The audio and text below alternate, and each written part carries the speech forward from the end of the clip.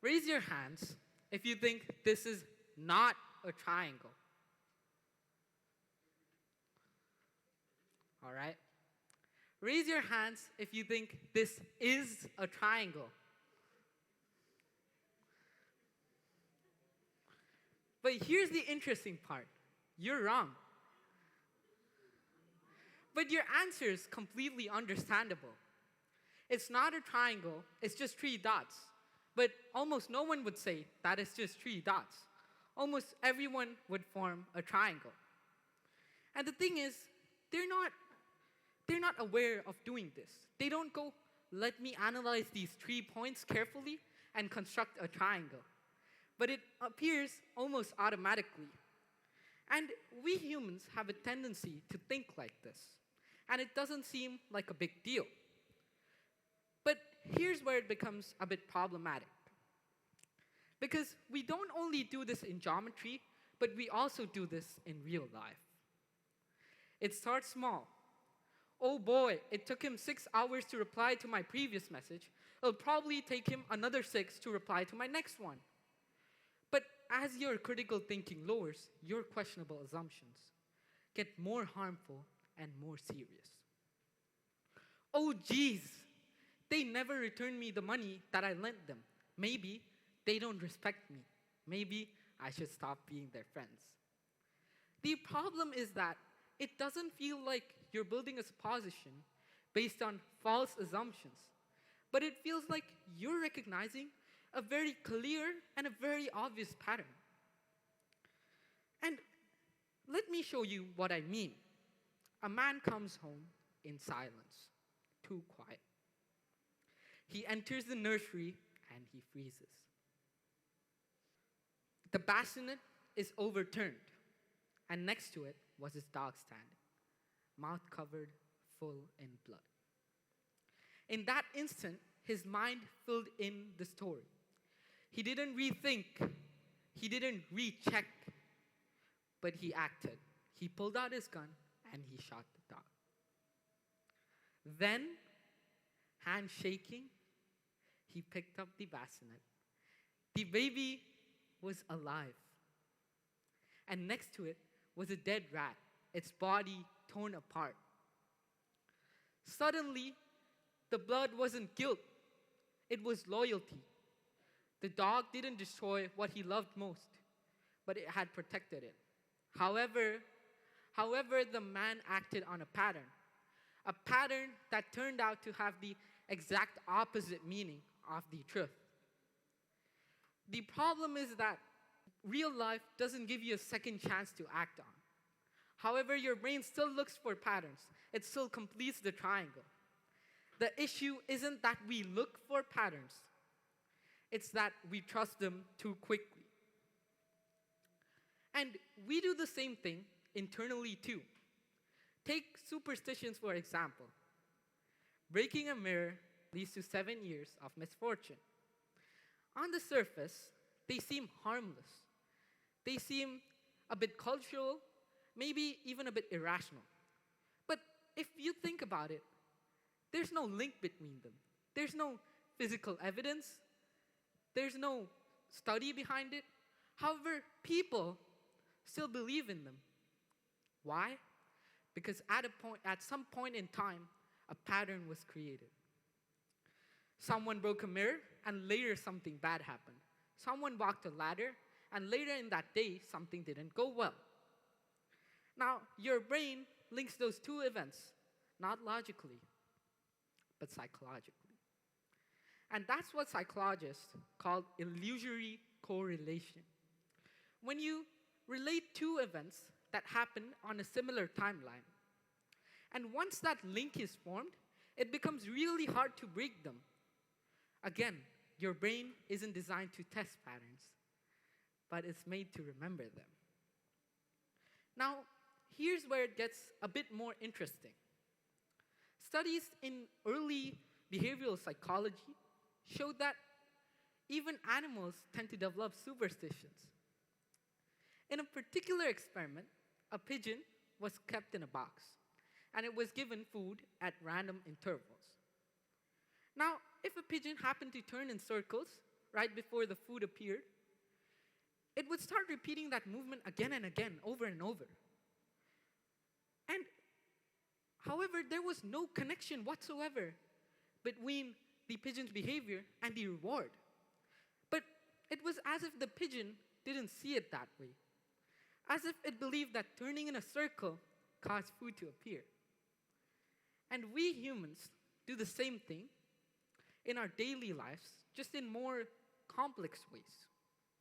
For instance, wearing a certain shirt on the day of an important exam, and you do well in that exam, suddenly that very shirt becomes lucky. And you repeat it, not because there's evidence, but because your brain connected the success to that object. And confirmation bias strengthens it. If something good happens while you're wearing that shirt, you'll remember it, you'll highlight it. But if nothing happens, you'll dismiss it or explain it either way. Over time, that belief of yours, it becomes stable.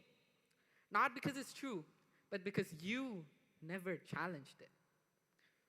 There's also a deeper layer into this. Superstitions tend to increase when people feel lack of control.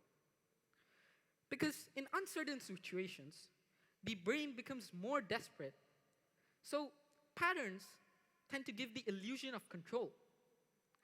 So it feels better to believe that certain actions will affect the outcome rather than accepting complete randomness. Because accepting complete randomness, accepting that some events have no correlation, is much harder than believing that there's a hidden system behind it.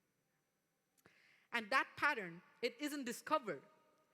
It's created, and then you'll protect it. And the more you rely on those patterns, they start to affect your decisions. What to wear, what to eat, what to do, all based on connections that were never real to begin with.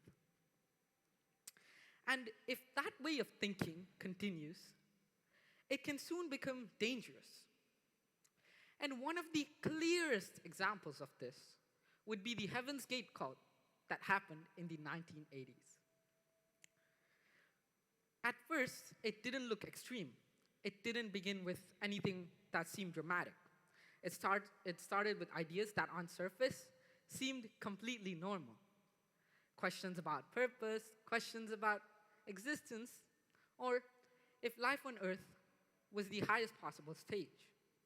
The kind of questions that people would naturally ask when they're trying to find meaning in life. This cult was led by Marshall Applewhite. He never presented himself as someone who was forcing beliefs onto others, but he presented himself as someone who had figured something out. He spoke about evolution, not in the biological sense, but in the spiritual.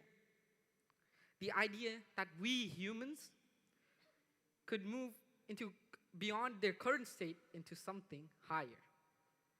And that is where it began to take shape, because this idea wasn't immediately rejected, because it fitted into something people already wanted to believe in. But there was more. There was a promise of a next level, that life had a hidden structure behind it. And once that idea was accepted, everything started to build on top of it. Now, Applewhite didn't just give answers. He gave you patterns. He connected religious concepts with science fiction. He spoke about Earth being as a temporary stage, and eventually human identity could be shed. Slowly, this group of people, they began to rethink things, reinterpret things. Now, normal events were no longer just events. They became signals. Coincidences became confirmations. Doubts started to disappear, not because questions were being answered, but because the pattern felt consistent. And this is where confirmation bias became dangerous. Every small detail was highlighted. Anything that didn't align with the belief would be dismissed, or it would be explained otherwise. So now the belief system became self-sealing because it couldn't be challenged from the inside, as any challenge would be absorbed by the pattern. Then came a key moment. In 1997, the Hale-Bopp comet passed by Earth. To most of us, this was just an astronomical an event to observe, an event to study from. But within the cult, it became something else. It became something bigger. It became a signal. Applewhite claimed that there was a spacecraft hidden behind that comet, something that couldn't be seen directly, but was there for those who understood its purpose. Now, this wasn't presented as a random claim. It was presented as the final confirmation of everything that they were taught to believe. And that's what made it convincing. Because by that point, the pattern already existed. The comet didn't create belief, but it completed it. And when belief reaches that level of certainty, it doesn't feel like the belief, it starts to feel like the truth. In the end, 39 members of the Heaven's Gate cult made the same decision. They took their barbiturates, lay down calmly, and died, believing that they were transitioning into a higher form of existence. Not out of panic, not out of confusion, but out of conviction. They believed that they were leaving Earth to reach a higher form of existence. What they were doing wasn't an end, but it was a transition. And that's the part that mattered. They followed a pattern that felt real, that felt consistent, that felt true, but it wasn't. And this is where things become critical. Because this way of thinking isn't just dangerous in cults like the Heaven's Gate, but it can leave you vulnerable in real life too. Firstly, it makes you easy to manipulate. If someone knows that you naturally look for patterns, they don't need to prove something to you. They just need to give you a few coincidences, and soon your brain will start to piece it together. And because it feels like you figured it out, it becomes even harder for you to question it. So now you're not being forced onto belief to something, but you're arriving at it yourself. And it feels a lot more convincing. Secondly, it affects how you see other people. Because we humans, we tend to observe small things. Someone replies late once, acts differently, or forgets something, and suddenly it becomes a pattern. You start thinking that this is just who they are. But most of the time, it isn't. It's just incomplete information that your brain turns into a complete story. And once that story starts to feel right, you stop questioning it. So now you're not reacting to the person, but you're reacting to a pattern that you created. Thirdly, it changes the way you see yourself. One mistake becomes a pattern. One bad outcome becomes an expectation. You don't just think that didn't work, but you start thinking that this is just how it will go for me, always.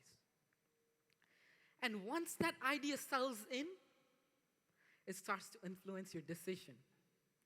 What you try, what you avoid, or how much effort to put in. So now your future isn't being shaped by possible outcomes, but it's being shaped by a pattern that might not even be real to begin with. And none of this feels irrational. In fact, in quite some sense, it feels logical. It's like you're just recognizing what's already there. Much like the Heaven's Gate cult, we search these stars for meaning. And there lies the problem. We look up at these stars and see patterns, signs, and stories. But as Hamlet puts it, this majestical roof, fretted with golden fire, appears nothing to me more than a foul and pestilent congregation of vapors. It's a bleak way to see the universe. Meaningless is deeply unsettling, sometimes in a dangerous way. But maybe the real danger isn't that life has no meaning. It's that we're so good at inventing that we stop questioning it. Your brain will always see patterns, but not all of them are true. And the moment you stop questioning them is the moment they start controlling you. Thank you.